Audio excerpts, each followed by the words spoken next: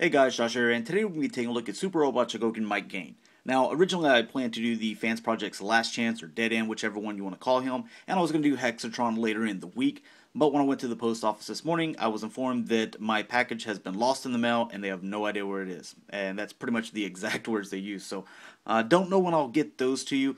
But I do have several other videos, that I can put up and that I actually feel like doing. Other things that are G1, I want to make sure I get the repro labels for them so they look all stickered up and really nice for you guys. So let's go ahead and take a look at some of the things that Mike Gaine comes with. Obviously, he has the two hands here that he can hold a sword or double swords and things like that. You see the much larger sword here. Taking a look at some of the other little fist accessories, and we'll just get that focused in here. You've got the little closed fist that you can just pop on there. So nicely detailed. You also get, if I get my hands on them, these little grappling hands, which look really cool. I usually like to, or I always had them posed with just one hand holding the sword and the other one was kind of like grappling hand, like he has like some Mortal Kombat power or something like that. Then you get the salute hand, which is pretty iconic for him. You see him do it every so often. Then you get this second hand, or I'm sorry, head or face sculpt. I'm not really a big fan of this one. I like the one that he's already equipped with, but it's very simple to change it out. You can see that he's got these little wings on the side of his crown here.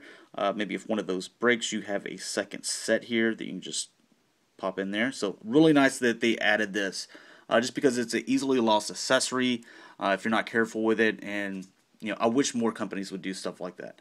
Then you have this much smaller sword, and all these swords, they can come apart there. You can see that you got the one peg that will fit in there. This one's a solid base. It's a little bit more thicker here. Kind of give you a little bit of a size comparison. There it is with that. Then you get two of these swords, and just kind of show you a little size comparison with that as well. Actually, let me just take it out of his hand. It'll be a little bit easier. And we will set him to the side. So with this big sword, as you can see, it's really nice. The little paint and sculpt on it, highly detailed, even here in the base as well. All of them are pretty much like that. So I really like the job that they did there. Now, and there's kind of a size comparison. I know it's not really that focused very well, but I did want to show you guys this piece. It comes with the handle where it has the two pegs on each side, and you can actually have them, dual wield these swords, or you can take them off here and plug them onto each end. And now you kind of got, this little thing here. I'll get that focus for you. And as you can see, kind of what size. You would just need to put the handle in his fist first, but not too bad. It gives him like a huge little double blade thing, whatever you want to call it. I'm not really sure. But I'm going to go ahead and take that out. We'll do a couple of poses with just the dual blades here, and then we'll go over articulation. And we'll just pop that in there. Oh, you're going to come in from the bottom. That's another reason why they're got the little pegs on there. Do the same with this one.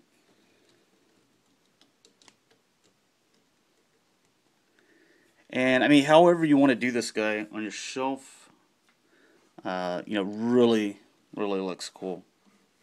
I just dig them. I like all the colors, the white, black, red, the blue. It all ties in really nice. The gold is just in the right places, here at the knees, here at the head.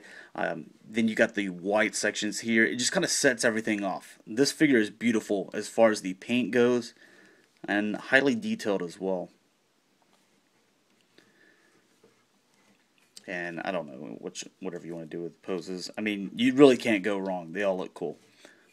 We'll go ahead and take these out. And this Mike Gaine character, like, sometimes you can see it online and it's usually for that $50, $60 range. But I was able to pick this guy up for only like 20 bucks. And I think that was shipped as well. Every so often you'll see companies like Hobby Link Japan, they'll have them on sale. Just for like no reason, they'll just throw it up on there. And I also ended up getting that Gal Gaigar figure, I think, for about 25 bucks. So I got the two of them for about 45 bucks shipped. Now it does take like a month to get to your house with the slow shipping service that you select, but that's a lot better than paying 120, 100 bucks for 2 figures. Now, as far as the articulation with this guy goes, actually stands quite tall. He's not as massive as a Gaine, mostly because of the stealth gal, but still really nice. You can still see all the nice detail here. Let me give you a little shot of his head here. But his little crown there looks really good, and as you can see, the little detail here in the little bullet trains here, and you can see that they're just different here. So it's very accurate to the anime, and that's something that I like. Now, as far as the head, you got to be careful with these little 2 pieces up here, but it's on a ball joint at the neck, and then down here where it connects to the torso, you can see that, or the chest area, that it's on a ball joint as well. So you can get all kinds of movements there.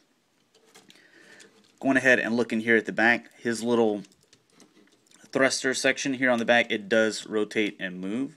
So you got a little bit of action feature there. With the arms, there's a ball joint in here, so it can move freely around and go up and down. You also see you've got a hinge here, so this can, there we go, get that all the way in there. And there we go. And so you also have this little bullet train here, has a little hinge to where it can move independently on its own. I like to kind of keep it snug in there just so it kind of hides up that joint in there. Then you have, this is on a joint. You have rotation here in the bicep.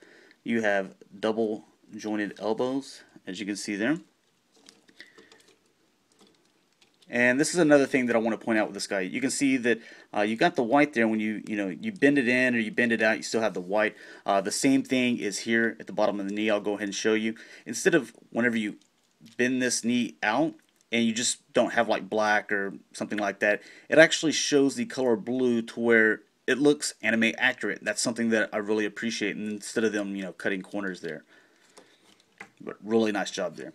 The other arm is exactly the same. Obviously you have wrist, a little bit of wrist movement in here, and rotating ball joint here at the wrist. Then here at the waist, you have quite a bit of ab crunch. This can go quite a bit forward. It does rotate some, but not as much as Gaine, just because this one piece right here in the center actually kind of gets in the way there. These sections, they do come up, and you can rotate those however you like whenever you put them on a Tamashi stand and stuff like that. So you can kind of spread his legs out and do however you want. Then with these legs, quite a bit of die-cast metal in there, so it's quite heavy there. You can go forward a bit, I can go back and go outside all the way. Then with the leg, you can see that you have quite a bit of movement there at the knee. And I already pointed that section out there. And you can also see with the foot, I like how this white section just comes up in there as well. And you also have a little bit of ankle tilt.